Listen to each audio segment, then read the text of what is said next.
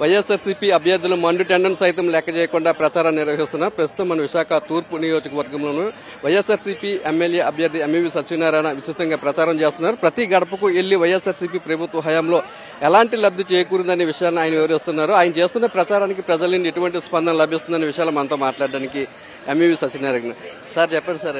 ఎండ సులభం ఉంటుంది, అయినప్పుడు కూడా మీరు ఎక్కడా కూడా ప్రచారంలో వెనక్కి తగ్గలేదు. మీరు చేస్తున్న ప్రచారానికి ఎటువంటి మద్దతు లభిస్తుంది? చాలా స్పందన వస్తా ఉందండి. ప్రచారంలో మేము వీధి వీధిలో తిరుగుతూ ఉంటే ఇంత ఎండను కూడా సైతం లెక్క చేయకుండా ఎంతమంది అభిమానులు వెనకాల మాతో ఫాలో అవుతూ ఉన్నారు, కార్యకర్తలు వస్తూ ఉన్నారు. ప్రజలందరూ కూడా ఒకటే చెప్తా ఉన్నారు, బాబు మీరు ఎందుకు ఎండలో ఇలా తిరుగుతారు, మేమందరికీ మీకే ఓట్లేస్తాం. జగన్ బాబు మాకు ఇంత మంచి చేశారు, మా కుటుంబంలో ప్రతి ఒక్కరికి మంచి చేశారు, మా పిల్లలకి మా తల్లిదండ్రులకి అవ్వతాతలకి అందరికీ మంచి ఇస్తున్నారు, ఇల్లులు ఇచ్చారు, చదువు చెప్పిస్తున్నారు, ఆరోగ్యం ఇచ్చారు, అన్ని ఇచ్చారు. మాకు గత ప్రభుత్వాలు ఎప్పుడు కూడా ఇంత మంచి చేయలేదు. గత ప్రభుత్వంలో 14 సంవత్సరాలు చంద్రబాబు నాయుడు మాకు రూపాయి కూడా మాకు ఇవ్వలేదు. 1000 రూపాయలు పెన్షన్ ఇవ్వటం, అది కూడా గవర్నమెంట్ ఆఫీస్కి వెళ్ళి తీసుకునేవాళ్ళం.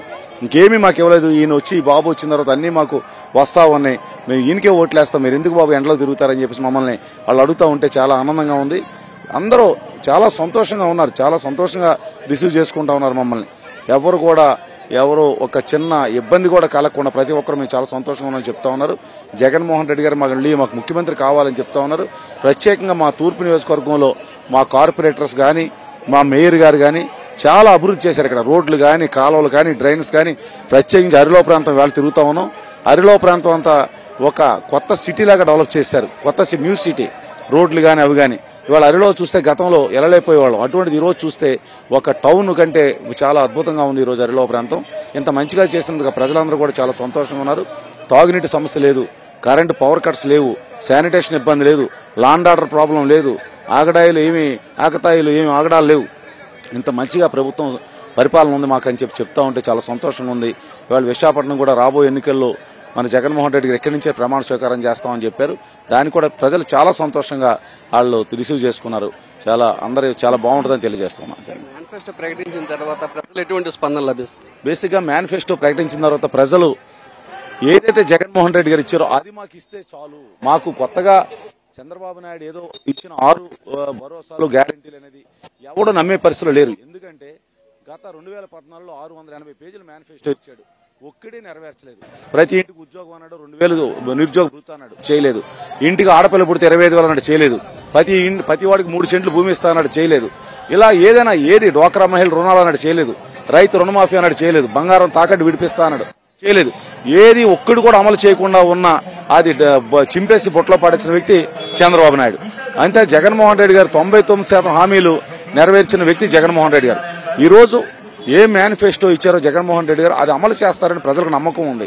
చంద్రబాబు నాయుడు ఏం చెప్పినా అది అమలు చేయడని ప్రజల పూర్తి నమ్మకం. అంచేత ఇవాళ జగన్మోహన్ రెడ్డి గారు ఇచ్చింది ఏదైతే మళ్లీ చెప్పారో ఆ మేనిఫెస్టోకి ప్రజలందరూ చాలా సంతోషంగా ఉన్నారు. ఎందుకంటే అసలు మేనిఫెస్టో కొత్తగా మాకు అక్కర్లేదు. మాకు ఏదైతే జగన్మోహన్ రెడ్డి గారు చెప్పారో అవి మాకు ఇస్తా ఉన్నారు, అవి ఇస్తే చాలు, మేము చాలా సంతోషంగా ఉన్నాం అని చెప్పి చంద్రబాబు నాయుడు ఇచ్చే మేనిఫెస్టోని కనీసం ఆలోచనలో కూడా ఎవరు తీసుకోవట్లేదనే విషయాన్ని గమనించమని చెప్తా ఉన్నాను. మీరు సార్థకాలు ప్రచారం చేస్తున్నారు మీ వార్డులోని, ఏ విధంగా? 12వ వార్డులోని అతి భారీ ఎత్తుగా కార్యకర్తలతో పాటు జనాలు ఎంత ఉప్పెక్కున ఎగసి సముద్రంలో వస్తున్నారంటే అది ఈ రోజు మన తూర్పు నియోజకవర్గంలోని జగన్మోహన్ రెడ్డి గారు చేసిన అభివృద్ధి కారణం. దాంతో పాటు మన ఈ రోజు తూర్పు నియోజకవర్గంలో గత 6 నెలలుగా ప్రతి గడపకి టచ్ చేసి ఏదైనా ప్రాబ్లం ఉందంటే ఎంవీవీ సత్యనారాయణ గారు ప్రతి గడపని టచ్ చేసి ఏదైనా సమస్య ఉంటే మాకు చెప్పండి, మేము నెరవేరుస్తామని చెప్పడం జరిగింది. కాబట్టి ఈ రోజు ఇంత భారీ ఎత్తున ఈ ర్యాలీలో పాల్గొని మేము ఖచ్చితంగా ఈసారి తూర్పు నియోజకవర్గంలో వైసీపీ జెండాని ఎగరేస్తామని చెప్పి ప్రతి ఒక్కరూ చెప్పడం మాకు చాలా ఆనందంగా ఉంది. ఎందుకంటే మీరు అందరూ వస్తున్నారు, మేము జగనన్న మాట వింటాము, ఎందుకంటే జగనన్న మాకు చాలా చేశారు, ఇది మీకు గుర్తుపెట్టుకొని కంపల్సరీగా ఓటేస్తామని ప్రతి ఒక్కరూ చెప్తుంటే ఆనందం మాకు చాలా ఆనందంగా ఉంది. అలాగే ఈ ఆనందాన్ని వాళ్ళతో పాటు మళ్లీ పంచుకుందామని చెప్పేసి మేము గడపకి మళ్లీ వెళ్తున్నాం. కాబట్టి రేపు ఎలాగైనా తూర్పు నియోజకవర్గంలో వైసీపీ జెండా ఎగరేసి ఎంవీవీ సత్యనారాయణ గారిని గెలిపించుకుంటాం. జై జగన్!